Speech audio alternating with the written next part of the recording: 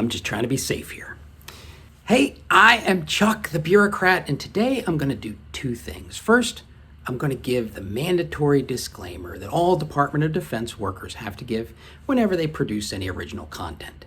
And then I'm going to show you some details from the regulation so you can keep your nose clean and still get your ideas out there. First, the disclaimer. The views presented are those of the speaker or author and do not necessarily represent the views of the Department of Defense or its components. All right, that's done. Okay, the requirement to give this disclaimer and the text of the disclaimer itself come from the Joint Ethics Regulation.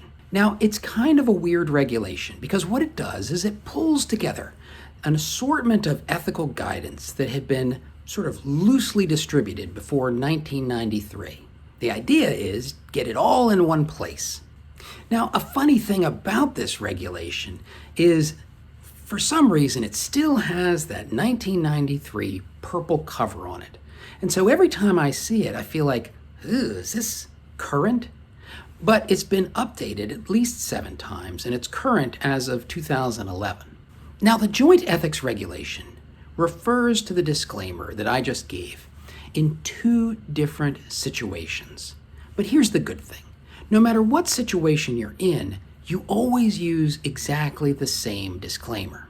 These 2 different scenarios are when someone is speaking on agency matters or when they're teaching, writing, or speaking on any other topic. When the disclaimer is part of a written work, like a book or an article, it's supposed to be placed somewhere reasonably prominent.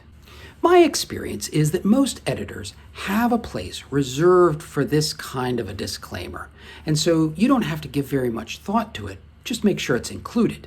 If you're given a speech, you can give the disclaimer orally, but you have to do it at the beginning of the presentation.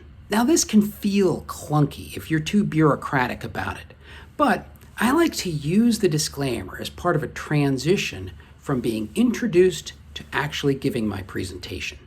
When someone introduces me, they usually make some kind of comment about how I work for the government. And so I do this. Thanks for the introduction, Mike. Hey, look, it is true that I'm from the government, but the views and opinions that I'm going to present today are mine alone, and they don't represent the Department of Defense or any of its subordinate elements. So if you thought that you were going to be hearing government secrets today, I got to tell you, you're going to be sadly disappointed. Now, part of the reason that I'm doing this video today is because I think there's a big hole in this guidance.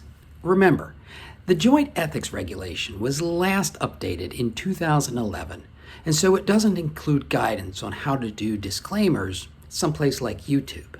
So what I wanted to do was show you how I handle this. First, I put the text of the disclaimer in the description of the video, sort of like I would if I was writing an article. Then I include a link to this video in the description so that I orally state the disclaimer. The problem with those 2 solutions is that the disclaimer is not prominent. So to put the disclaimer early in my videos, I use that stamp effect in my intro. I am sure that somebody out there has the actual guidance of how to handle this, and if you do, I would love to see it. And if you're interested in finding out how these little tiny rules impact your career in all sorts of ways, subscribe to my channel.